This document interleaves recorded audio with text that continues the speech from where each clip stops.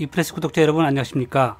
1월 9일 오늘은 허위사실인 불륜설을 떠들던 김부선 등 4사람을 고발하러 서울중앙지검에 다녀왔습니다. 고발장을 접수하기 전에 간단한 기자회견이 있었는데 이번 고발을 대리하고 계신 한웅 변호사께서 기자들 질문에 말씀을 잘 해주셔서 든든했습니다. 지금 고발 관련 기사가 여러 곳에서 나오고 있습니다. 공익고발단 관련 기사를 보시게 되면 꼭 공유를 해 주시기 바랍니다. 많이 알리는 게 곧 힘입니다.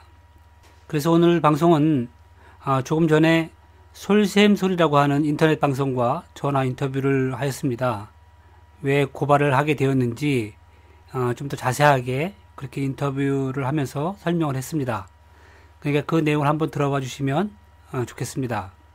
이 솔샘소리 방송은 오마이뉴스 시민기자로 활동하고 계신 정병진 목사님께서 진행하는 방송입니다.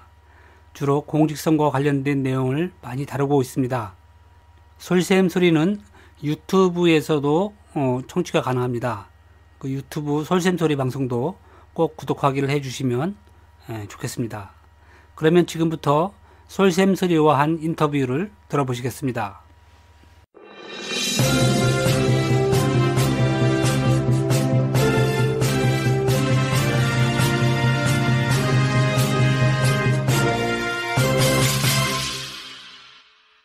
여러분 안녕하십니까.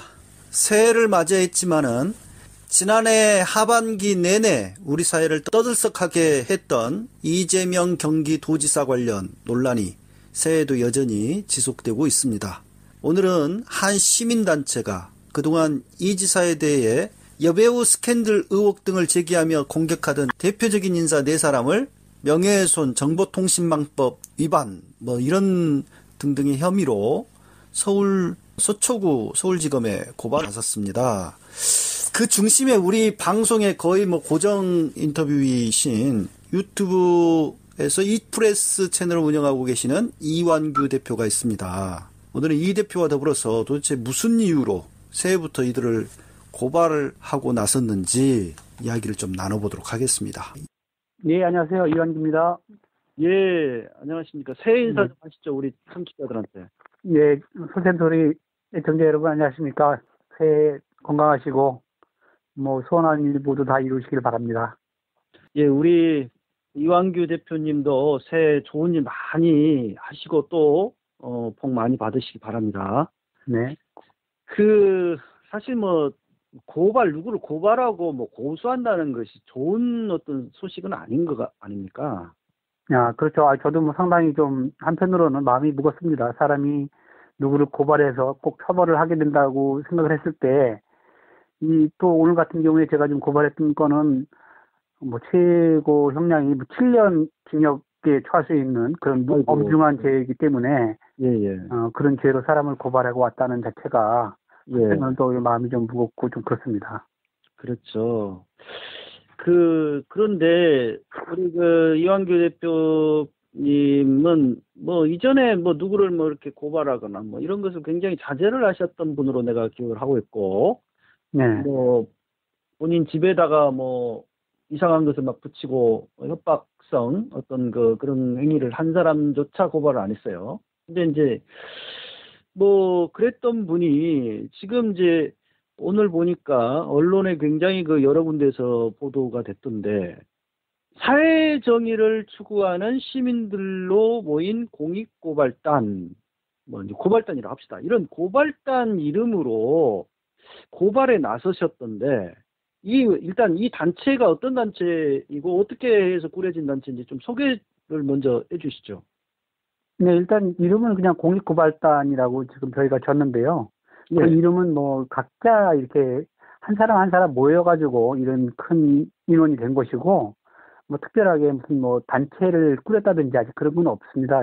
전체적으로 오늘 고발에 나서주신 분들을 이렇게 이름을 하나로 만들다 보니까 공익고발단이라는 것이 생겨나게 됐고요. 이제 그런 모임이 만들어지게 된 것은 이제 어쨌든 작년 12월 중순경부터 좀 이런 네. 작업을 했습니다. 이렇게 제가 하고 있는 유튜브 방송 이프레스에서 이제 방송을 몇 차례 해서 아무래도 지난 그 2018년도에 있었던 그 지방선거와 관련돼서 그렇게 뭐 불륜설로 해서 거의 하반기 내내 그 뉴스를 장식했던 사람들이 예. 결국은 이제 12월 13일 날 그 공직선거법 관련 이제 공소시효가 끝나니까 그것과 동시에 그런 것은 뭐 언제 있었냐는 듯이 있고 또 새로운 그 모습으로 지금 이제 생활을 하고 있기 때문에 그렇게 지방선거 과정에서 그렇게 못된 소리를 했던 사람들은 반드시 이거에 대해서는 좀 뭐랄까 확실하게 매듭을 지어야 되겠다. 그래서 거기에 대해서 다시는 그런 허황된 소리로 그 거짓으로 공직선거에 나간 그런 후보자라든지 그런 사람들을 음해하는 일이 있으면 안 되겠다. 그런 것 때문에 이제 고발을 나서게 된 거죠. 그러니까 작년에 이제 뭐 검찰이 일부 혐의에 대해서는 뭐 혐의 없음 결정을 내리고 그다음에 일부 혐의에 대해서는 좀 기소를 했죠. 이재명 지사에 대해서 말이요. 네, 그러니까 이제 예를 들면은 여배우 불륜설이 뭐 사실 그 대중들한테는 핫한 이슈였어요. 네. 근데 그 부분에 대해서는 그 무혐의로 네. 이렇게 처리를 한 걸로 기억이 되는데 뭐 그런 어떤 것을 제기한 사람들에 대해서 책임을 묻겠다 이런 차원이네요. 그러니까. 네, 그렇습니다. 왜냐하면 그게 뭐 아시다시피 특히 그 공지영 씨 같은 사람이 나서가지고 그분은 그 트위터 팔로워가 100만 명이 넘는 그 아주 유명한 사람이란 말입니다. 그렇죠. 예. 예. 작가로서도 유명하지만은 뭐 파워 트위터리안으로서 뭐 대단한 역할을 한 거죠. 예. 그런 분이 이렇게 글을 쓰게 되면 뭐 리트윗이 3,000회가 넘어가고 막 그 정도로 지금 그 큰 파장을 일으켰었는데 그런 사람이 막 같이 어울려가지고 공격을 하니까 사실은 그때 당시에는 이재명 도지사가 꼼짝없이 그냥 뭐 그 당하는 형국으로 될 수밖에 없었어요. 네. 그랬는데 결국은 이제 12월 11일 날 최종적으로 이제 검찰이 판단을 했잖아요. 근데 12월 1일 날 경찰에서 그 불륜설에 대해서는 결국은 이제 불기소 의견으로 검찰에 송치를 한 것이고. 경찰에서 이미 불기소 의견으로 송치를 했네요? 예. 그러니까 왜냐면 그때까지 아무리 증거를 뒤져봐도 그 다음에 뭐 그쪽에서 증거를 제시한 게 없으니까 그 불륜설을 입증할 만한 증거가 없었던 거예요. 그러니까 이제 그것을 검찰에 보냈고 불기소 의견으로 그 다음에 검찰에서는 최종적으로 그 불기소를 결정 지은 거죠. 그러니까 증거가 전혀 없었습니까? 뭐 그때 뭐 사진도 공개하고 뭐 낙지를 같이 먹었고 뭐 난방비가 얼마가 나왔고 뭐 할 이야기 다 했었는데 그런 게 다 거짓말인 거죠. 그 중에서 만약에 하나라도 이것이 만약에 이재명 도지사와 그런 불륜 관계를 입증할 만한 증거가 단 하나라도 나왔다고 하면 당연히 검찰에서는 경찰에서는 기소를 했죠. 그렇게 오랫동안 나름 그 어떻게 보면은 같이 이렇게 자주 만나고 뭐 했는데 어떠한 그 어떤 흔적이 없는 겁니까? 그냥 뭐 그런 흔적이라는 게 사실 뭐 연인 관계가 뭐 몇 년 동안 지속했다고 하면 그때 뭐 문자를 나눴다든지 뭐 통화 기록이 있다든지 아니면 뭐 하다못해 주위에서 누구 봤다든지 그런 사람들이 있을 거 아닙니까? 그렇죠. 예. 그런 게 아무것도 없다는 거죠. 그리고 결정적으로 자기가 이제 그 내세웠던 게 무슨 뭐 인천의 바다에서 낙지를 먹고 그때 뭐 사진을 찍어주고 이제 뭐 그런 얘기를 했지 않습니까? 그러면서 거기에 뭐 낙지를 먹은 것을 그때 당시에 이재명 변호사가 신용카드로 계산했으니까 그 신용카드 영수증을 찾으면 증거가 된다. 뭐 이런 식으로 얘기를 했었는데 말짱 거짓말인 거죠. 그런 사실들 자체가. 어떠한 증거도 입증된 바가 없다. 네, 단 하나도. 그렇게 해서 이제 그거는 그 혐의 없음. 예. 일단 그 지난해에도 그 김부선 여배우 김부선 씨를 비롯해서 좀 고발을 했어요. 근데 공익고발단의 그 고발이 하루 만에 각하가 돼서 뭐 고발을 추진한 이 대표도 당황해하고 뭐 그랬던 그 기억이 있고 예. 근데 왜 또다시 고발에 나섰는지, 그리고 또 지난해 고발과 어떤 내용이 좀 달라졌는지 좀 궁금하거든요. 일단 그 지난해 고발은 저희가 고발장을 접수한 게 12월 10일 날 고발장을 접수했어요. 네. 그러니까 네, 공소시효가 거의 뭐 예. 며칠 안 남기고 이제 고발한 거죠. 예. 그러니까 13일이 공소시효 만료였죠. 공소시효인데 이틀 남겨놓고. 어쨌든 경찰에서 그때 11월 2일 날 네. 그 3건만 기소 의견으로 송치했어요. 이번에 형님의 그 강제 입원과 관련해서 그 내용하고 뭐 대장동 지구라는데 거기서 뭐 선거 공보물에 좀 허위 기재를 했다, 뭐 과장 기재를 했다, 뭐 그런 내용하고 그다음에 검사 사칭했던 건에 대해서 억울하다고 말한 것이 뭐 허위 사실이다 그래가지고 그 3건만 일단 검찰에 기소 의견으로 보냈고 나머지 2건 그다음에 그 해경궁 김씨 사건하고 그다음에 이번에 그 불륜설 그 건에 대해서는 불기소 의견으로 보냈던 거죠. 네. 그러니까 결국은 그 저희가 고발을 12월 10일 날 하게 된 건 뭐 왜 그렇게 됐냐 하면 일단은 그 불륜설과 관련해서 경찰의 조사 결과가 일단 나왔어야 됐기 때문에 아, 그걸 기다리셨구나. 예, 저희가 왜냐하면 그것을 경찰의 조사 결과를 완전히 봐야 됐고 그다음에 검찰에서도 이제 그 과연 기소를 하게 될지 말지에 대해서 어느 정도 윤곽이 좀 나왔어야 됐기 때문에 왜냐하면 경찰에서 불기소 의견으로 그 사건을 보낸다고 하면서 이걸 완전히 깨끗하게 한 게 아니라 그 검찰에 가서 뭐 판단을 좀 더 구해봐야 된다 뭐 이런 식으로 경찰이 말을 한 거예요. 예. 예, 그러니까 그 검찰에서 어느 정도 결론이 날 때까지는 그 내용을 추이를 지켜보다가 이건 이제 검찰에서 요건 가지고는 기소를 할 것 같지가 않다. 저희가 이제 확신이 들어서 12월 10일 날 일단 그 부분에 대해서 그 당시에는 공직선거법 위반으로 고발을 했어요. 예. 공직선거법 위반하고 그다음에 명예훼손하고 그다음에 정보통신망법 그 3가지로 해서 고발을 했는데 그때도 고발단을 1360명을 모아가지고 고발을 했는데 사건 번호가 나온 게 저희가 10일 날 고발을 했고 사건 번호가 나온 게 11일 날 사건 번호가 나왔는데 12일 날 각하 처분이 나온 거죠. 그러니까 13일 날이 이제 그때가 이제 그 공직선거법에 따른 공소시효가 만료가 되는 거라서 변호사 말로는 단 하루라도 이제 그 기한을 그렇게 주는 이유는 왜 그러냐 하면 만약에 저희가 이제 그 당시에 후보라든지 정당이라든지 그랬을 경우에는 재정 신청을 할 수가 있기 때문에 그런 하루라도 시간을 주고 검찰에서는 그렇게 각하한 거다 이렇게 얘기를 하더라고요. 결국은 이제 열어보지도 못하고 사실은 각하를 한 거예요. 그래서 김영환 후보 같은 경우에도 똑같은 지금 이제 제가 이번에 무고로 그분을 고발을 했는데 왜 그러냐 하면 그분은 10일 날 그러니까 12월 10일 날 그 해경궁 김씨 건으로 해가지고 이재명 도지사와 그 부인을 고발을 했어요. 그 고발한 이유를 밝힌 게 왜 그러냐 하면 만약에 검찰에서 그것을 불기소를 하게 되면 자기가 그것을 재정 신청을 하려고 한다 이렇게 방송 인터뷰에서 그 말을 했죠. 그분이 재정 신청을 언급했죠.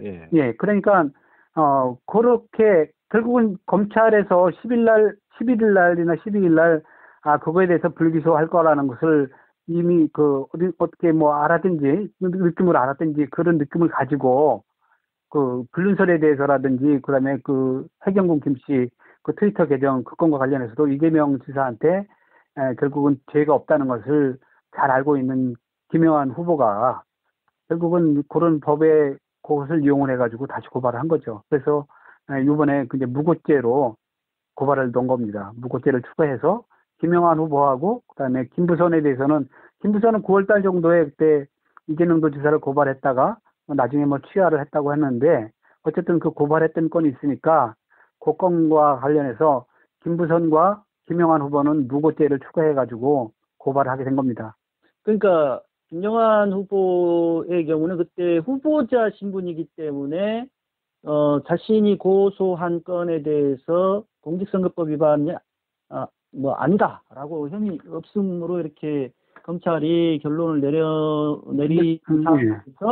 재정 신청을 할 수 있는 거죠. 다시 한번 네, 그렇죠. 그 재정 신청을 한 거죠. 그런데 후보자 자격이기 때문에 네, 후보자 자격이기 예, 때문에 지금 이 대표를 비롯해 공익고발단의 고발건은 일반 시민들이다 보니까 재정 네. 신청 자격이 없어서 네, 맞습니다. 박화되고 나서 해볼 수가 없었던 상황이죠. 예, 그래서 이제 저희가 대책을 세운 게 공익고발단 인원을 좀 늘리자 1360명을 했었는데 그때는 막 이제 막 공익고발단이 막 들어오고 있는데도 잘라가지고 그 정도 인원만 넣어가지고 일단 그냥 고발을 그냥 무리하게 빨리 진행을 했었는데 아니, 그 짧은 기간에 그래도 1,300여 명이 모였다는 게 대단합니다. 예, 그래서 적어도 한 2,000명은 예. 돈 10,000원씩 낸 거 아니에요, 다. 네, 그렇죠. 왜 10,000원씩을 왜 냈냐 하면 일단 뭐 이름만 올리게 되면 여러 사람이 뭐 이름을 올릴 수도 있지 않습니까?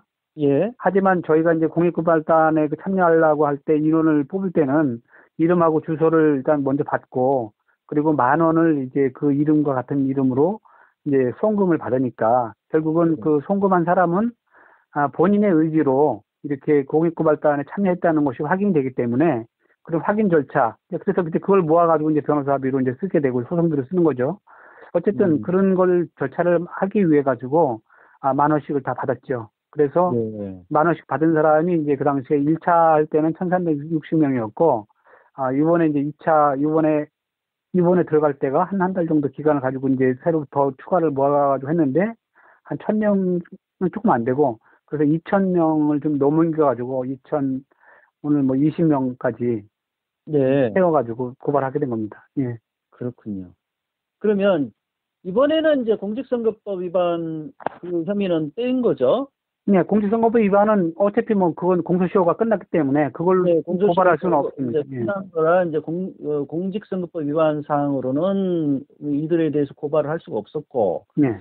그러면 어떤 혐의로 고발을 한 겁니까? 일단 명예훼손하고 우리 그 정보통신망법 70조 2항에 보면 허위사실로 그 타인을 그렇게 좀 그 음해한 사람은 또 처벌하는 그런 명예훼손에 대한 그 처벌 규정이 있어요. 예. 그러니까 인터넷 같은 데다가 그렇게 말짱 허위 사실을 올려가지고 그 타인의 명예를 심각하게 훼손한 자는 처벌하는 규정에 따라 가지고 그 인터넷에 이제 그 정보통신망법이라는 게 결국 인터넷에 어떤 글을 올렸는지에 따라서 처벌할 수가 있는 거니까. 요새는 뭐 SNS를 통해서 명예훼손이 많이 이루어져서 이게 정보통신망법 위반 이게 많이 그래서 이제 정보통신망법으로 해서 6월 달 이후에 이렇게 이제 그 못된 소리를 했던 사람들 그다음에 뭐 특히 그 이재명 도지사의 뭐 그 신체 특정 부위에 커다란 점이 있다고 이렇게 이야기하고 그래서 그걸 갖다가 이제 결국은 어쨌든 어떤 경로를 통해서든지 간에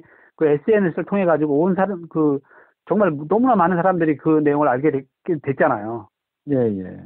그렇죠. 네, 그래서 이제 그것과 관련해서 이재명 도지사는 결국은 자신의 그 은밀한 신체 부위를 뭐 기자들이라든지 의사들이 다 보는 앞에서 공개 검증을 한 것이고 그렇다면 결국은 그 이재명 도지사의 그 신체 부위에 뭐 점을 가지고 이렇게 있다니 없다니 그걸 뭐 결정적으로 뭐 그게 불륜의 증거란 왜냐면 사실은 불륜을 했어야지 거기에 점이 있는 걸 알 거 아닙니까?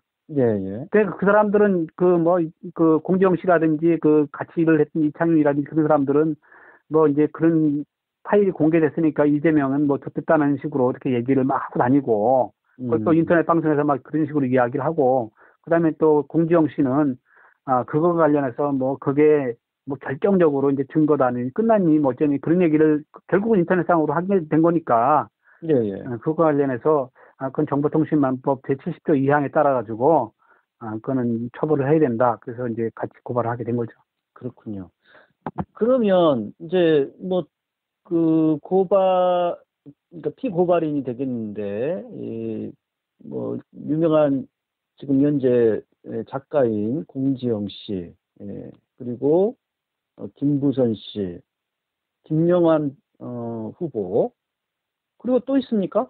그리고 이제 이창윤 씨라고 있어요. 그분은 공지영 씨 지인으로 알려진 사람인데 어쨌든 그 이창윤 씨도 이번 그 불륜설을 확산하는데 아주 큰 역할을 한 사람입니다. 그래서 그 사람은 뭐 하는 사람이에요? 그 사람이 가장 눈에 띄었던 건 뭐냐 하면 김부선이가 6월 10일 날 KBS에서 인터뷰를 했어요. 예, 뭐, 예. 뭐 자기가 그 이재명하고 연인 관계고 돼가지고 뭐 그날 2007년 12월 12일 날 뭐 이재명 그 당시에 변호사가 자신하고 같이 뭐 인천 앞바다로 놀러 가서 거기서 낙지 요리를 먹고 뭐 사진도 찍고 뭐 그랬다 뭐 그런 얘기를 쭉 이제 늘어났습니다. 그 방송에서 인터뷰에서.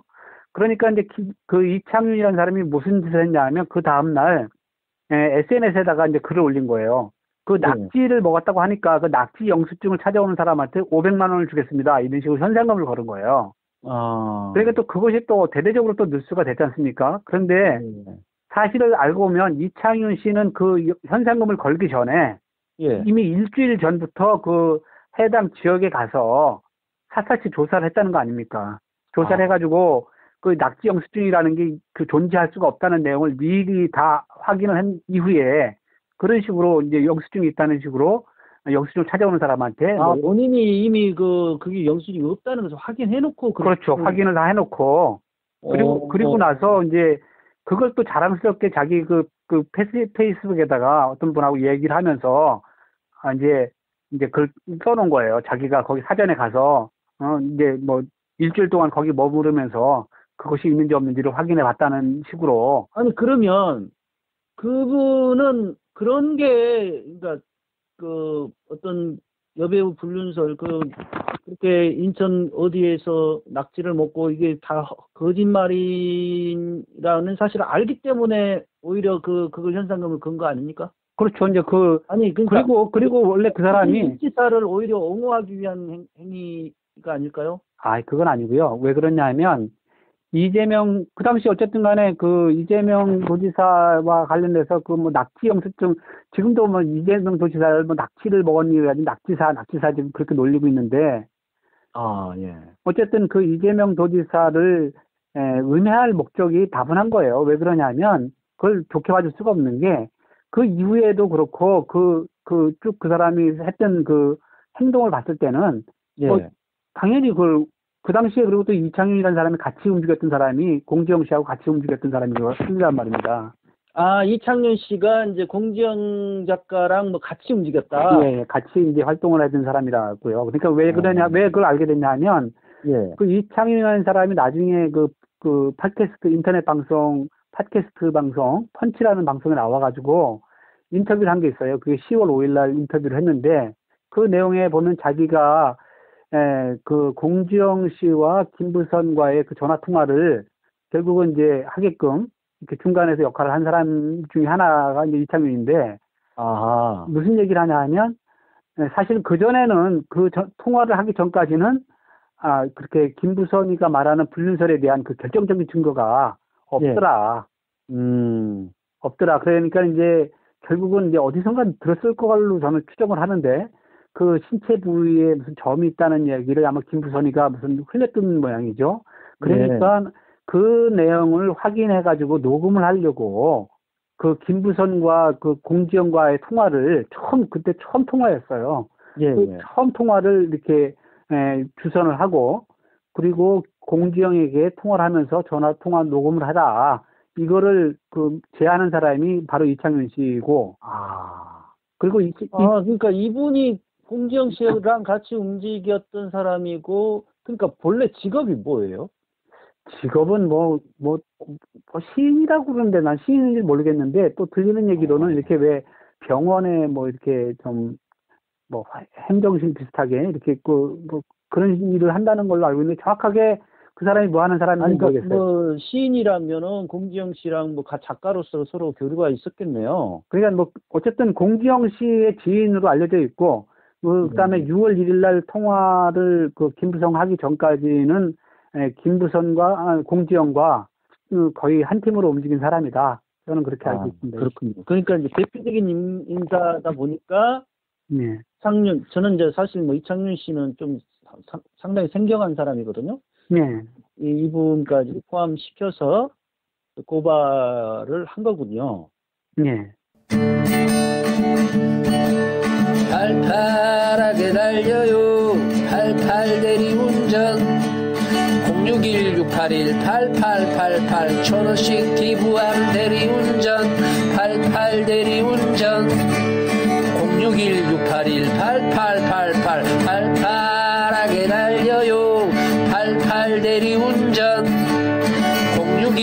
818888. 그리고 왜냐하면 그분이 꼭 들어가야 되는 것이 예.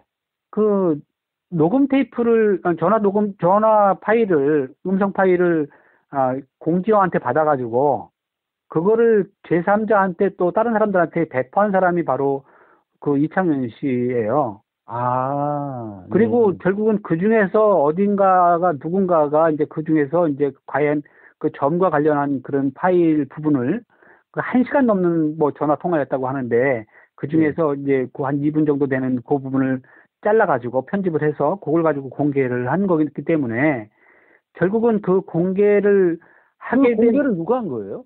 그거는 뭐 이름도 뭐 낙지사 뭐 어쩌고저쩌고 하면서 그 트위터에다가 어떤 사람이 올렸는데 예. 그 사람은 뭐 서로 다들 모른다고들 얘기하죠.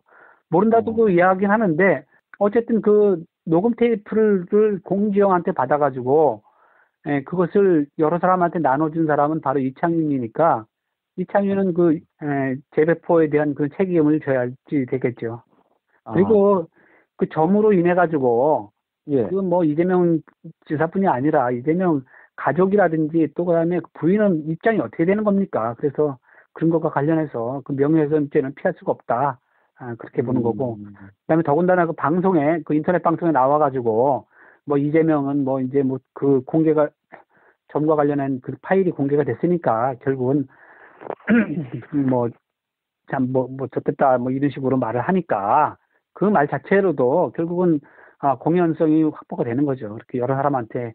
그것도 팟캐스트 방송 그 펀치라는 게 상당히 순위가 높아요. 종합 순위가 그렇습니까? 30위권 종합 순위가 30위권에 오르락내리락하는 그런 방송이었으니까. 이분이 계속 거기에 나와서 중요한 그 작년에 그 선거와 관련해서 특히 그 녹음 테이프와 관련돼서는 뭐 공개할 듯 말 듯 하면서 이렇게 여러 차례 그것을 방송에서 이야기를 했죠.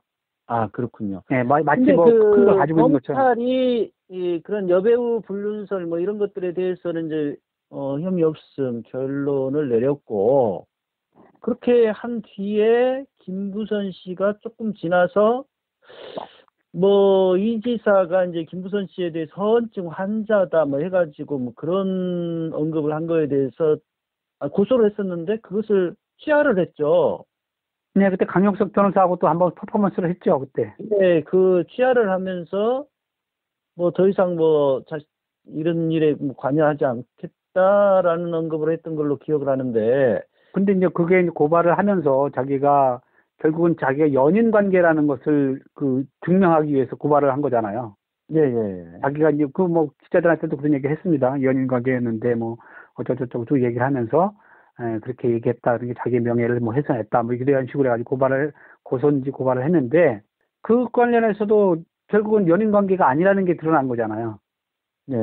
이재명 도지사와 자기는 연인 관계가 아니고, 그러니까 그 건과 관련해서 책임을 져야죠. 그렇게 그 무고한 사람. 그러니까 그 김부선 씨는 그렇게 그 허언증 환자라 했던 그거에 대한 이런 것도 취하를 했고 또 공지영 씨도 뭐 조금 사과 비슷한 어떤 언급을 트위터에 했던 걸로 기억을 하는데 그 사과는 뭐 돌 맞는 사마리아 여인 뭐 그 얘기하면서 예. 이렇게 뭐 잠깐 이야기를 한 것인데 그걸 뭐 정식으로 사과라고 볼 수도 없는 노릇이고 특별하게 뭐 점에 관련해서 그건 자기가 잘못 알았다든지 정말 죄송하게 생각하다든지 뭔가 그 상대방이 인정할 만한 사과를 해야지 그냥 뭐 지나가는 말로 속 던지는 게 무슨 사과입니까? 그리고 또 한 가지가 공지영 씨의 그런 태도는 그 이후에도 지금까지도 그 사람의 그 트위터 타임라인을 보게 되면 여전히 이재명 도지사를 그 음해하는 계속 글이라든지 리트윗을 여전히 하고 있으니까 그분은 전혀 반성의 기미가 없다. 그렇군요. 아니, 아주 이재명 도지사와는 무슨 철천지 원수예요, 지금도. 그러면 이제 공지영 씨는 계속 일관성을 보이고 있고 김부선 씨는 그 뒤로 어떤 움직임도 없는 겁니까? 혹시? 김부선에 대한 소식은 없죠. 없고. 그다음에 이창윤 씨는 어떻습니까? 이창윤도 이제 뭐 들리는 바로는 자기들 간에도 이창윤도 뭐 공지영과의 관계를 끊고 또 그다음에 김부선과의 관계를 끊고 다 이제 끊고 다 틀어져 가지고 아, 서로 틀어졌어요? 예, 연락을 뭐 다 끊었다, 뭐 그런 얘기를 그때 방송에 나와가지고 이렇게 방송 인터뷰를 하더라고요. 그 김영한 그 후보의 경우는 계속해서 뭐 재정 신청을 하고 계속 이 문제. 네, 그분은 뭐 해경궁 김씨건으로도 재정 신청을 하고, 그다음에 자기가 그때 고발했던 건에 대해서도 재정 신청을 쭉 한 걸로 알고 있는데, 예. 그분은 그때 당시에 이재명 도지사 측에서 고발을 했었어요. 고발을 했었는데, 경찰에서는 그때 김영환 후보가 하는 말을 이제 그대로 들어들은 거죠. 그러니까 뭐 착각을, 뭐 자기가 잘못 말한 것은 맞는데, 자기가 착각을 해서 그런 말을 했다, 이제 이런 식으로 이야기를 했다고 해서 결국은 이제 뭐 무혐의로 풀어줬는데, 예. 그게 무엇을 착각을 해가지고 그렇게 잘못 말을 한 건지 명확하게 구분을 줘야죠. 그분이 착각을 해서 말을 했다는 것은 딱 한 가지밖에 없을 겁니다. 왜냐하면 그때 노무현 대통령이 돌아가신 날을 5월 22일 날이라고 그때 계속 주장을 했었어요. 김영환 후보가. 착각이라는 식으로 그걸 빠져나가기 위한 어떤. 예, 그러니까 5월 22일 날로 말한 것은 착각이라고, 뭐 자기가 날짜 잘못 알아가지고 잘못 말했다고 그걸 할 수 있지만, 그 말 전에 뭐 노무현 대통령이 돌아가셨는데 뭐 옥수동 집에 같이 거길 뭐하러 가느냐, 옥수동 집에 가 있으라고 이재명 당시 그 변호사가 그런 식으로 이야기를 했다, 그렇게 말한 부분에 대해서는 명확한 답변이 없는 거잖아요. 예. 그거는 말짱 거짓말이거든요. 그 자체가. 자, 아무튼 참 남녀 문제, 또 특히 아니, 여기서 우리 정 목사님도 예, 이거를 남녀 문제로 얘기하면 안 돼요. 이게 남녀 문제니까 뭐 알 수 있고 모를 수 있는 게 문제가 아니라, 이건 어떠한 한 정치인에 대해서 어떻게 보면 말도 안 되는 허위 사실로 공격을 했던 내용이지. 아, 그러니까 제가 지금 말하려고 하는 게, 예, 이게 무슨 남녀 간의 이런 남녀 문제에다가 여배우, 또 이제 어떤 불륜, 뭐 이런 식으로 가니까 사람들이 굉장히, 그것도 이제 대선 주자로 나섰었던 그 이재명 지사, 의 문제다 보니까 많은 사람들이 이 문제에 관심을 가지고 도대체 뭔가 있나 보다 했는데, 결국 탈탈 털었는데도 무혐의. 그러니까 이제 이런 일이 재발돼서는 안 된다, 지금 그런 차원이. 예, 그렇죠. 이게 왜 그러냐면 생각을 해보시라고요. 이게 선거가 6월 13일 날이었어요. 6월 13일 날. 예. 그런데 이 김두선이가 6월 10일 날 KBS 9시 뉴스에 나와가지고, 김두선과 이재명이 뭐 불륜 관계다, 이제 이런 식으로 이야기를 쭉 이제 구구절절하게 한 몇 분 동안, 뭐 4, 5분 동안 이야기를 하고, 그 다음에 또 거기다가, 그리고 그 불륜의 증거는 뭐 자신이다, 뭐 이런 식으로 얘기를 했는데. 선거 사흘 전에 KBS가 인터뷰한 것 자체가 문제가 있는 거 아닌가요? 당연히 문제가 있죠. 그걸 나는 지금 사실은 KBS 인터뷰를 주선했던 뭐 PD라든지 기자라든지 이 사람들과 김부선과 공정이 처음 통화한 게 6월 1일 날이었어요.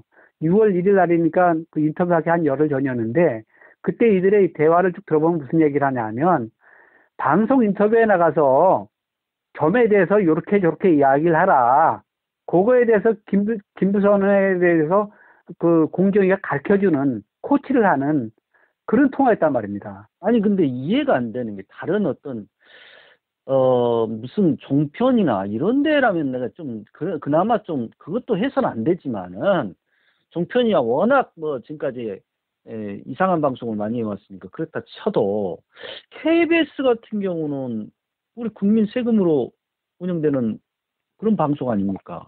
그러니까 KBS의 반론권이라고 또 뒷거리만큼 이렇게 그냥 뭐 이재명 도지사 끝에 한두 마디, 그것도 아주 그냥 좀 부당한 반론을 이렇게 실어놓고 나서, 여배우가 마치 무슨 권력자한테 마치 당한 것처럼, 그리고 당하고 후보는 완전히 거짓말을 하는 사람을 이렇게 그려놓고, 그리고 나서 선거를 이렇게 이틀 후에 치렀다고 하니까, 이재명이 사실 그것을 보고, 그리고 또 방송국에 나오고, 뭐 이창윤이는 500만 원 현상금을 거니, 뭐 공정위는 계속 증거가 줄줄이 있니, 뭐 그런 식으로 막 여론몰이를 하고, 거기에서 이재명 도지사가 당선된 것은 정말 이게 남경필과 이재명 도지사와 원체 지지율 격차가 컸기 때문에 망정이지, 한 5%나 뭐 10% 지지율 차이였다면 100% 뒤집을 수도 있는 그런 소식입니다. KBS도 그런 그 방송을 한 거에 대한 반성이 없는 거죠, 지금까지. 그래서 제가 KBS에다가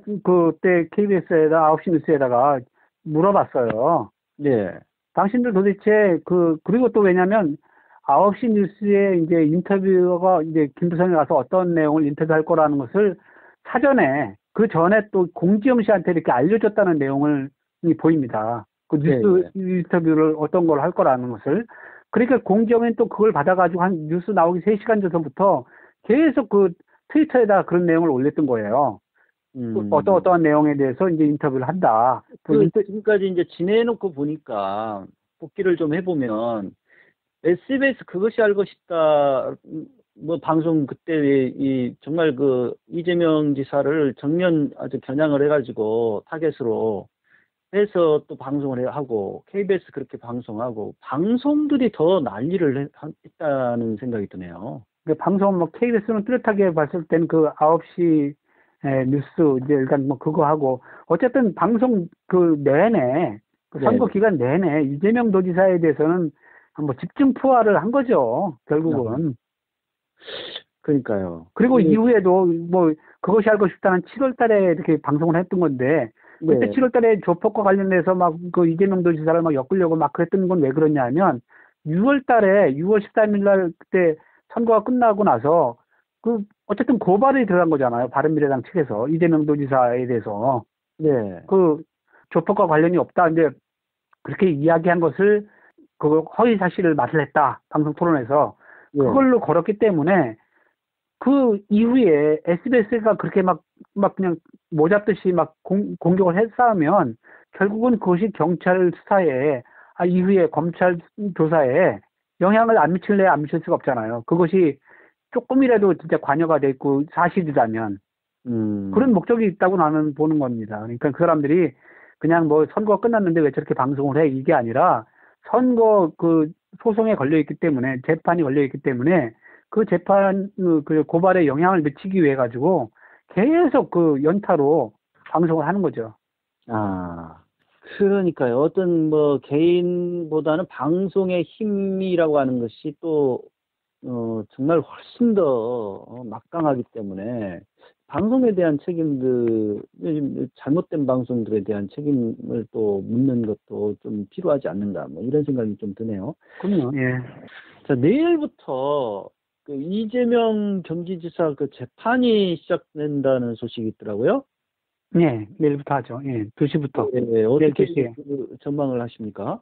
저는 뭐 사실은 뭐 제가 이재명 전문가는 아니지만 그래도 선거 기간 중에 아니면 또 그 이후에도 계속 이재명 도지사와 관련된 기사들을 쭉 스크랩을 하고 그다음에 또 기사를 쓰고 그러다 보니까 어떻게 보면 전망을 할 수는 있다고 저는 생각을 합니다. 그런데 이번 재판은 사실은 하나만 한 재판이에요. 그건 하면 할수록 어떻게 보면 이재명을 더 키워주는 재판이지 그걸로 해서는 절대로 이재명을 꺾을 수 없다. 나는 그렇게 지금 보고 있습니다. 그 정치 구단이라고 알려진 박지원 의원은 지난번 검찰 그렇게 수사 결과 보고서 이재명 지사가 뭐 어려운 어떤 터널을 뚫고 나와서 뭐 커졌다고 뭐 했던가 뭐 아무튼 좀 상당히 그 기회가 있는 어떤 정치인으로 그렇게 오히려 그 격찬을 한 언급이 있었어요. 네, 그러니까 뭐 저도 뭐 마찬가지로 그렇게 생각을 하는데 이재명 도지사와 관련돼서 여기까지 그 누누하게 걸렸던 여러 가지들 의혹들 있지 않습니까? 뭐 형님에 대한 정신병 뭐 강제 입원과 관련해서 그런 이야기들 사실 대장동 무슨 그 개발 이익과 관련해서는 이야기도 안 됐던 내용이고 그리고 뭐 그다음에 검사 사측도 마찬가지로 이야기가 안 됐던 내용이고 그래봐야 이제 여배우 불륜설하고 그다음에 해경군 김씨 사건이라고 해서 이재명 부인이 뭐 그런 악성 트윗을 썼다 뭐 그렇게 해가지고 계속 6개월 동안 어떻게 보면 총 공격을 한 이유가 그 두 가지였는데 결국 그게 아무것도 아닌 걸로 드러났지 않습니까? 그러면 이재명 도지사한테는 뭐 날개를 달아주는 격이 된 거죠. 그래서 사실은 이재명 지사의 그 대권 지지율 여권의 지지율은 이제는 뭐 꺾을 수가 없을 정도로 아마 거의 뭐 이낙연 뭐 총리가 뭐 현재는 뭐 1위를 하고 있다고 하지만 그분이 뭐 대통령으로 나설 것 같지는 않고 그렇다면은 결국은 이재명 도지사의 그 지지율을 꺾을 사람은 없다. 저는 그렇게 보는 거죠. 그렇게 보고 계시구나. 아무튼 박지원 의원 같은 경우는 김대중 전 대통령이 많은 빨갱이니 뭐니 온갖 공격을 많이 받았지만 그걸 뚫고 나왔기 때문에 더 큰 정치인이 됐다. 뭐 아마 그런 차원에서 그 이재명을 그렇게 봤던 것이 아닌가. 저는 개인적으로 그런 생각이 잠깐 해보는데. 네. 아무튼 이재명 지사로서는 이제 뭐 남은 혐의를 벗기는 뭐 별거 아니다. 뭐 이렇게 지금 보시는 거네요. 네, 뭐 아마 가장 신경을 썼던 부분이 예. 어쨌든 이재명 도지사의 친형님인 고 이재선 씨를 이렇게 정신병 증상이 있어가지고 뭐 그 당시에 그렇게 뭐 어머니에 대해서 막 행패를 부리고 막 그랬을 때 보호 입원 조치를 시장의 자격으로 하려고 할 때 강제 입원시켰다 뭐 아니 강제 입원이 아니라 예. 강제 입원을 이제 왜냐하면 정신병자가 그 당시에 이렇게 난동을 피우게 되면 그 당연히 그 관할 지자체장은 그 사람을 입원할 수 있게끔 조치를 취하는 게 구 정신보건법 25조에 나와 있어요. 예. 그게 그 절차를 진행하는 과정에서 이제 마지막으로 뭐 대면 진단을 해야 되는데 그것을 중간에서 이제 일하던 사람들이 보건소장이라고 하는데 그 사람들이 그것을 의사한테 데려가는 그 일을 거부를 했기 때문에 뭐 그것을 그 사람을 인사이동을 시키고 뭐 그런 얘기를 쭉 하면서 결국은 그것 때문에 강제 입원을 시도하려고 하는 게 아니냐 뭐 이런 식의 이야기를 하고 있는데 그 자체는 어쨌든 법률적인 문제로 뭐 검토를 뭐 해볼 내용이 있는지는 모르겠으나 검찰이 공소를 제기하면서 적은 내용 중에 결정적으로 지금 미스가 한 가지 이제 드러난 게 예. 고 이재선 씨가 이제 그렇게 막 행패를 부리고 막 우울증이 있고 정신병이 막 걸리고 정신병 증상이 있고 막 그랬던 게 2013년 3월 16일 날 교통사고가 있었는데 예. 그 교통사고의 후유증으로 그런 정신 좀 이상 증세가 나타났다. 이제 이런 식으로 이제 공소장을 쓴 거예요. 그러니까 그 전에는 그 교통사고 전에는 멀쩡했던 사람인데 멀쩡했던 사람을 갖다가 이재명 도지사가 결국은 입원을 시키려고 했기 때문에 그게 문제다. 이제 이런 식으로 공소장을 쭉 나열을 해놨는데 예. 그게 아니라는 게 이제 다 드러나는 거죠. 이재명 그러니까 최근에 이재선 씨의 그 정신과 진료 기록이 나왔다는 보도가 좀 있었어요. 그게 2월 달에, 그러니까 2013년 2월 달에 그런 정신 그 진료를 받고 그런 기록이 쭉 나온 거죠. 이제 나오고 그러니까 그 2월 달이니까 3월 16일 날이니까 한 달 전에 이미 병원 치료를 받은 거죠. 병원 진료를 받은 거죠. 그리고 그러니까 검찰이 그러니까 기본적인 공소 어떤 내용 자체가 좀 틀린 것이 있네요. 그렇죠. 그러니까 그건 뭐 법률용어로 당연히 공소 기각감이죠. 그러니까 그리고 또 한 가지가 뭐냐면 그러면 그 전에는 그럼 2012년도 전에는 없었냐? 예. 그게 다 나타나는 거죠. 2007년도에도 뭐 그런 기록이 있는 걸로 확인이 되고 더군다나 2002년도에 제가 이건 뭐 지금 어제도 지금 방송에서 냈었는데 2002년도에는 그 처가 이제 박인복 씨인데 그분이 이재선 씨한테 그 정신병 치료약을 조울증 치료약이라고 해서 그것을 이제 어떤 이제 아는 이제 정신과 의사한테 정식으로 이거는 뭐 진료를 받아가지고 그렇게 한 게 아니라 이런 식사 자리에서 아는 의사를 통해 가지고 그 정신병에 관련된 약을 받아가지고 그것을 그 이재선 씨한테 먹도록 권유한 바가 있어요. 그거를 이재선 씨가 자기 블로그에다가도 그런 거를 내용을 밝힌 내용이기 때문에 그렇다면 그 2002년도에도 멀쩡한 사람한테 조울증 약을 먹일 리는 없잖아요. 그 부인이. 예. 그러니까 그 증상이 있었다. 이제 그런 거가 2002년도에 있었던 일인데 2013년도에 교통사고로 그런 조울증이 생긴 건 아닐 거 아니에요. 그렇다면은 이 문제에 대한 어떤 그 검찰의 그 기소가 무리한 기소다 이렇게 결론이 날 가능성도 있겠네요. 가능성이 나는 높아졌네요. 가능성이 아니라 검찰이 예, 예. 내일 재판서부터 그 형님에 대한 그 강제 입원 건이 주 쟁점으로 될 걸로 지금 생각을 하고 있었는데, 예, 예. 뭐 들리는 얘기로는 재판부에서 그거는 뒤로 빼고 이제 그 검사 사칭권이라든지 검사를 사칭한 PD가 있었는데 그 PD 옆에 있다가 이제 그것을 같이 이제 억울하다고 얘기한 부분, 이제 그 부분에 대해서 기소된 거, 그다음에 대장동 지구라해서 이제 택지 개발과 관련해서 이제 확정되지 않은 이익을 공부분에 넣었다는 것 때문에 이제 그것 때문에 기소된 거, 이제 그거 먼저 시작을 하겠다는 얘기를 하더라고요. 정작 이게 관심이 있는 거는 사실은 그거는 뭐 정무사님도 선거 관련된 기사 같은 걸 많이 쓰시지만 선거 공보문을 작성하려면 다 일일이 다 선관위에다가 다 가서 물어보고 이거 넣어도 됩니까? 저거 넣어도 됩니까? 다 이렇게 물어보고 확인해서 그 선거 공보문을 만들고 그 공보문을 만들어가지고 배포하는 거는 후보자가 직접 하는 게 아니잖아요. 그건 선관위에서 다 그렇죠. 예. 국전으로 다 보내주고 그러는 거지 않습니까? 그러니까 그것과 관련해서도 이재명 도지사에 대해서 책임을 묻긴 어려울 거다. 저는 그렇게 보는 것이고, 검사 사칭권과 관련해서는 뭐 그게 억울하다고 얘기하는 게 어떻게 허위사실입니까? 그게 후보자 토론에서 상대 후보가 당신 이대한 거가 있는데 이런 것 때문에 처벌받은 적 있죠? 이렇게 물어봤을 때 처벌받은 적이 있는데 난 그 처벌받은 적은 있는데 그거 사실은 그때 내가 한 게 아니고 옆에 있던 사람이 했기 때문에 난 그 부분에 대해서 상당히 지금도 억울하다. 그런 이야기는 다 할 수 있는 거 아닌가요? 그 얘기 했다고 지금 그 허위사실 보라 그래가지고 그걸 한 거잖아요. 아니, 그 실정법 위반으로 처벌받았지만 네. 그 처벌받은 사람들 가운데서 억울하다라고 생각하지 않고 그걸 난 당연히 처벌받아야 돼라고 생각하고 처벌받는 사람이 몇 명이나 되겠습니까? 아니, 그리고 억울하다는 것은 억울하다든가 아니면 무슨 뭐 모함을 받았다든지 개인의 어떤 감정이잖아요. 나는 억울하게 느낄 수 있는 거죠. 아니, 뭐 모함을 받아서 그렇게 됐다 이렇게 얘기를 하면 그게 의견이고 자기의 생각이지. 그 생각을 얘기했다 그래서 그걸 갖다가 처벌하면 허위 사실이 성립이 안 되는 것 같은데요.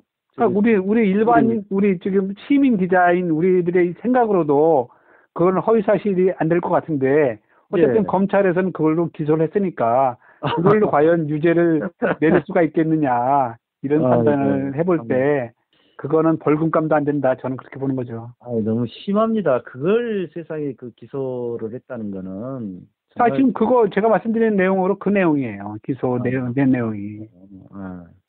아무튼 일단 이렇게 여배 불륜성 관련해서 그동안 이 지사를 괴롭혔던 그분들은 선거 앞두고 사실 이제 쭉 하다가 이제 선거 끝나니까 그리고 이제 이게 이제 검찰이 무혐의 그 건에 대해서는 이렇게 결론을 냈는데 그 뒤로 이제 쏙 들어가고 말이죠. 이 부분에 대해서는 일단 끝까지 책임을 물으시겠다.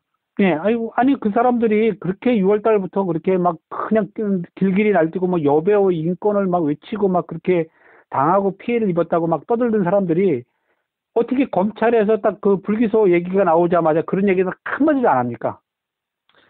근데 사실 이거는 이 지사 자신이 해야 되는 거 아니에요? 이재명 도지사가 이게 본인이 할 수 있는 내용이 그리고 또 이게 지금 그 명예훼손이라든지 그리고 이재명 도지사가 자기 지금 도정하기도 바쁜데 이것과 관련해서 또 이거를 뭐 자기가 고발해서 자기가 법정에서 그렇게 할 일입니까? 그건 얼마든지. 일단 이제 명예훼손은 이제 반의사 불벌죄로 이 지사 자신이 또 처벌을 원치 않는다. 원치 않는다 해버리면 끝나버리는 거고. 그렇죠. 이제 그건 뭐 그 후의 일이겠죠. 이제 일단 그렇게 되고 정보통신망법 위반 이 건은 어떻게 됐는지는 잘 모르겠네요. 일단 그렇게 그 혐의가 일단 성립이 되는지 여부는 이제 검찰이 판단할 것이고. 고발을 하셨으니 이제 기다려 보아야 되겠네요. 기다려 봐가지고 어쨌든 꼭 한번 재판을 해서 저들을 법정에 세워야 되는 게 저의 바람입니다. 왜냐하면 그래야지만 이게 앞으로 이런 모든 선거가 있을 때든지 저렇게 허위사실로 막 말도 안 되는 허위사실로 막 방송에다 대고 뭐 SNS에다가 온갖 얘기를 다 해도 선거가 끝나면 아무 소리 안 하고 넘어가게 되면 저건 큰일 나는 짓이에요. 앞으로. 이런 일들이 계속 반복될 거다. 그럼요. 이게 모범 사례가 되는 거 아닙니까? 아, 그렇군요. 하여튼 이거 선거 문화를 바꾸는 데 있어서도 나름 상당히 그 의미 있는 그 고발이지 않는가 그런 생각도 드네요. 네. 그래요. 아무튼 이 결론이 어떻게 될지 좀 지켜보도록 하겠습니다. 예, 그 용기를 내주신 그 20명. 20명. 예, 저를 네. 포함해서 저 외에 2019명이니까 예, 2020명입니다. 예. 또 그분들처럼 직접 나서지는 못했지만, 그래, 이런 일들은 꼭 좀 누군가는 해줬으면 좋겠어. 이렇게 생각한 사람들도 많이 있으리라고 봅니다. 네. 우리 또한 좀 지켜보도록 하겠습니다. 그래서 이런 문제가 다시금 재발돼서 선거 문화가 이렇게 혼탁, 뭐 이렇게 흑색 비방, 이런 그 장으로 그렇게 가지 않도록 하는 하나의 선례가 됐으면 좋겠네요. 지켜봐 주십시오. 예. 예, 수고 많으셨습니다. 예. 열심히 하겠습니다. 예.